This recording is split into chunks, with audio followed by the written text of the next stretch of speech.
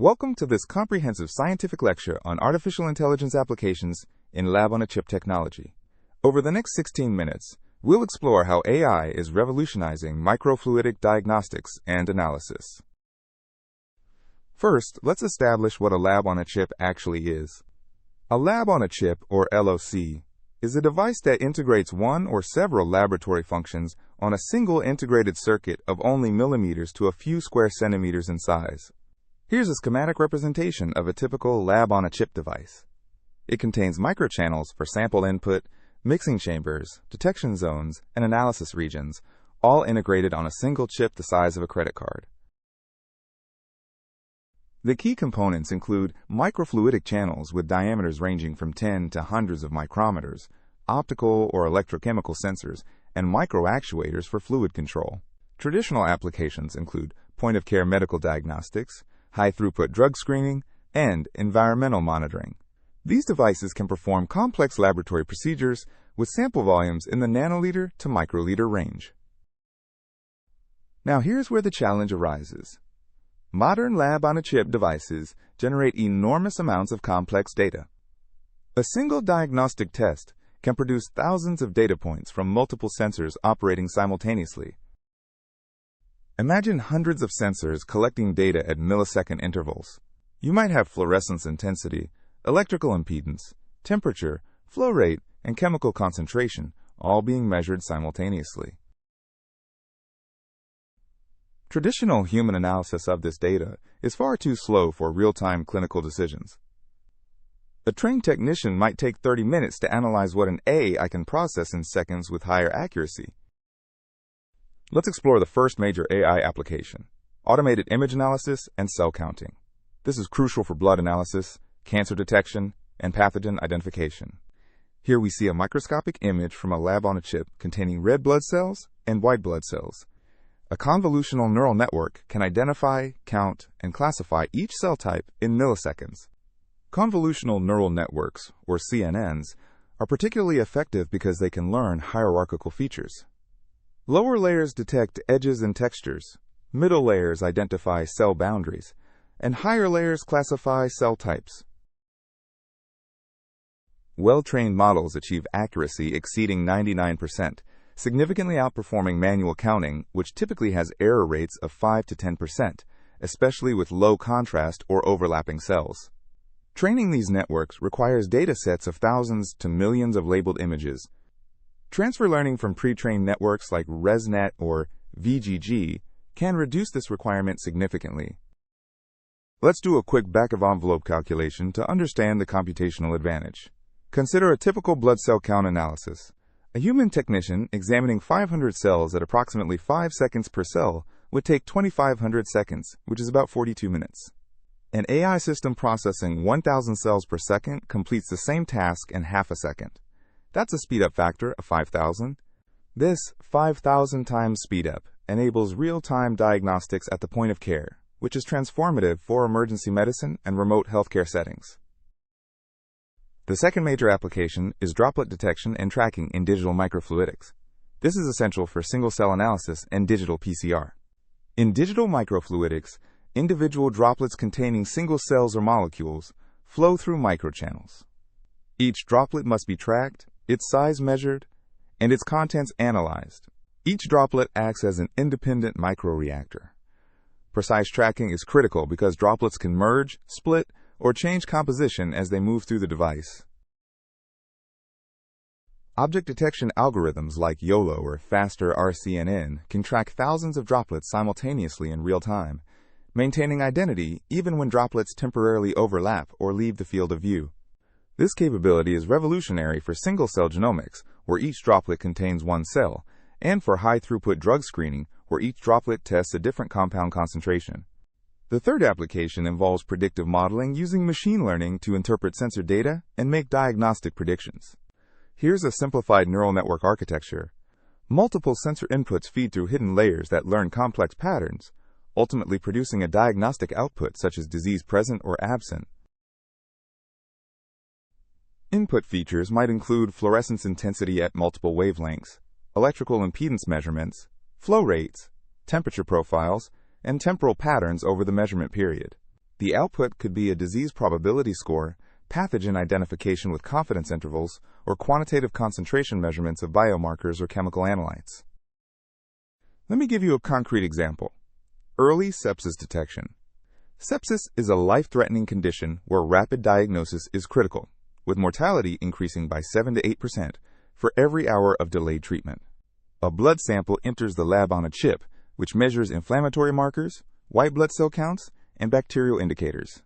The AI model processes these signals and outputs a sepsis probability in about 15 minutes. Traditional sepsis diagnosis using blood cultures takes 24 to 48 hours because bacteria must be grown in culture. This delay can be fatal. AI-powered lab-on-a-chip systems can reduce diagnostic time to under 30 minutes by detecting molecular signatures and cell morphology changes that indicate infection without waiting for bacterial growth. Let's examine the statistical performance metrics. These are crucial for clinical acceptance of AI diagnostic systems. Sensitivity, also called recall, measures the proportion of actual positive cases correctly identified. For sepsis detection, we want sensitivity above 95% to avoid missing infected patients. Specificity measures the proportion of actual negative cases correctly identified. High specificity prevents unnecessary antibiotic treatment and reduces healthcare costs. A typical high-performance AI system might achieve sensitivity of 96% and specificity of 92%, which is comparable to or better than traditional laboratory methods. The fourth application is using AI for dynamic flow control and process optimization. This is where AI doesn't just analyze, it actually controls the experiment in real time. Here we see a microfluidic network with multiple channels and valves. The AI controller monitors flow sensors and dynamically adjusts valve positions to optimize mixing, reaction times, and reagent consumption.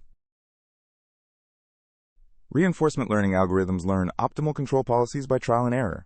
The AI receives rewards for successful experiments and penalties for failures, gradually improving its strategy. This approach can reduce reagent waste by up to 80% compared to fixed protocols, which is critical for expensive biological reagents that can cost thousands of dollars per milliliter. In automated drug synthesis, AI can adjust reaction temperatures, flow rates, and reagent ratios in real time based on intermediate product quality, achieving higher yields and purity than static protocols. The fifth application is anomaly detection, identifying when something goes wrong with the chip, the sample, or the measurement process. This time series shows normal sensor readings in green, following a predictable pattern. The red point represents an anomalous reading that deviates significantly, possibly indicating a clogged channel or contaminated sample. Autoencoder neural networks are trained on normal data to learn compressed representations. When test data cannot be accurately reconstructed, it indicates an anomaly. This is crucial for clinical diagnostics. A clogged microchannel might produce a false positive for disease. Anomaly detection flags such issues before incorrect diagnoses are made. Common anomalies include bubble formation in microchannels, channel blockage from cellular debris, sample contamination, and sensor drift from temperature variations or chemical degradation. Now let's discuss the computational requirements. This is important for understanding implementation constraints, especially for point-of-care devices. A typical convolutional neural network inference for image analysis requires approximately 10 to the 9th floating point operations, or 1 gigaflop. A modern GPU can perform 10 to the 12th flops per second, or 1 teraflop per second, meaning it can process about 1,000 images per second.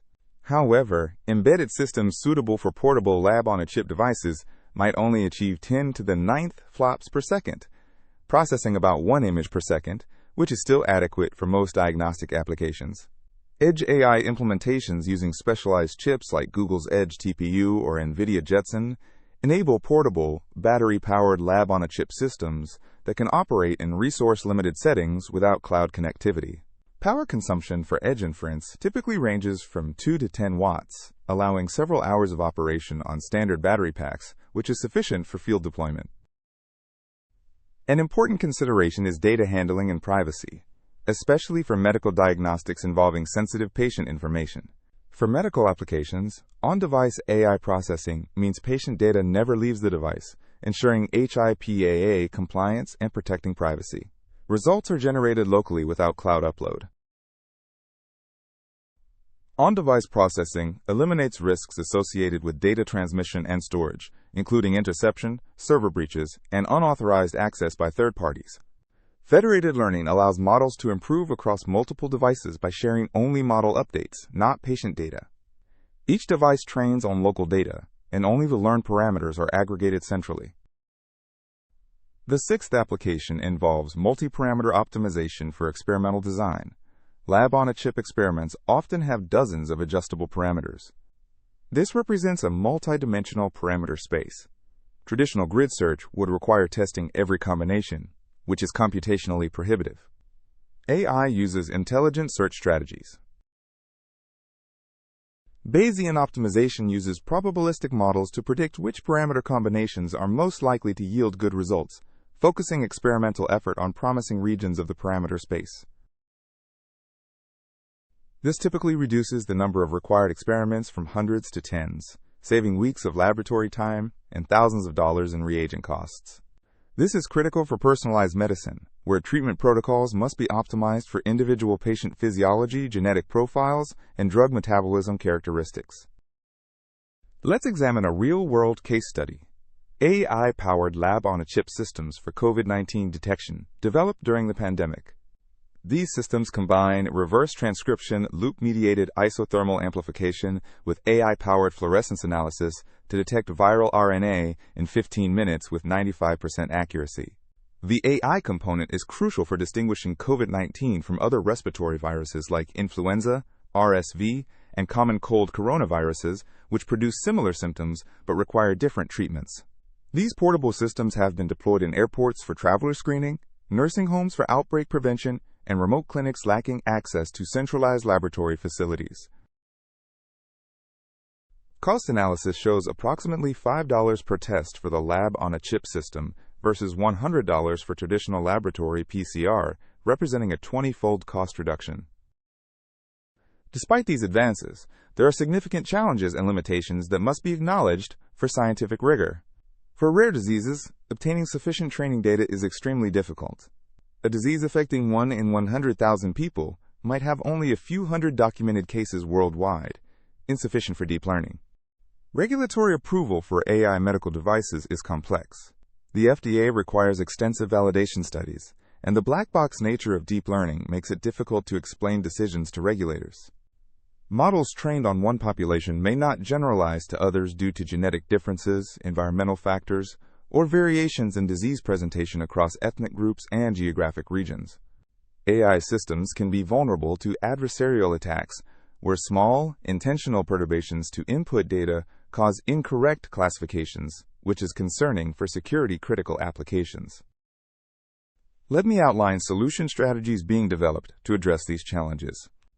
Transfer learning leverages models trained on related diseases. For example, a model trained on common bacterial infections can be fine-tuned for rare pathogens using limited data. Generative adversarial networks can synthesize realistic training data that captures the statistical properties of real samples, augmenting limited datasets.